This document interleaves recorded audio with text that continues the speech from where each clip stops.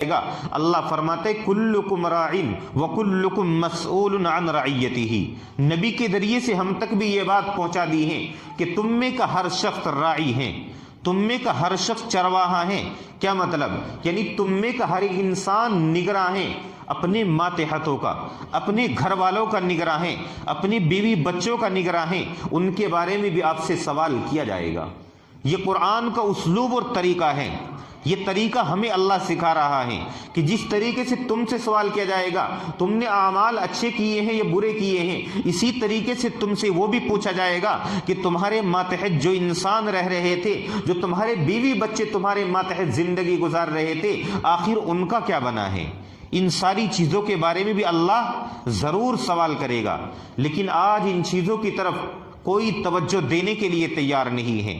آج ہم مسجدوں کے اندر نظر آتے ہیں، مسجدوں کے ممبر و محراب پر بیٹھ کر اچھی اچھی تقریریں بھی کر لیتے ہیں، اور یہاں پر مسجدوں کے اندر آ کر پہلی صف میں کھڑے ہو کر نمازیں ادا کر لیتے ہیں، رات و دن تہجد پڑھ رہے ہیں، سب کچھ کر رہے ہیں، لیکن گھروں کا ماحول اگر دیکھا جائے تو وہی انگریزوں والا ہے، طور طریقہ انہی کا ہے، سب کچھ انہی کے طریقے پر چل رہا ہے، اٹھنا بیٹھنا، لباس پوشاک، کھانا پینا، رہنا سہنا، سب کچھ غیروں کے طریقے پر ہو رہا ہے۔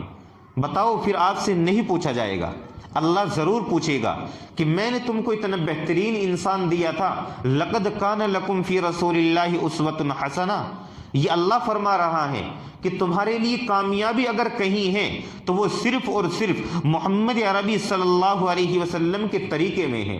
لیکن مسلمان نبی کا طریقہ چھوڑ کر، نبی کا بتایا ہوا راستہ چھوڑ کر آج غیروں کے طریقے میں کامیابی ڈھونڈ رہا ہے، اور مسلمان کو جب کامیابی نہیں مل رہی ہے پھر مایوس ہو کر وہ کہاں آتا ہے؟ تعویذ گنڈوں کی طرف آتا ہے، یعنی مسجدوں کو اور اسی طریقے سے ممبروں کو، مدارسوں کو، خانقاہوں کو صرف یہ سمجھ لیا گیا ہے کہ تعویذ گنڈے کی دکان ہے، یہاں سے تعویذ لے لیا جائے گا، کام بن جائے گا۔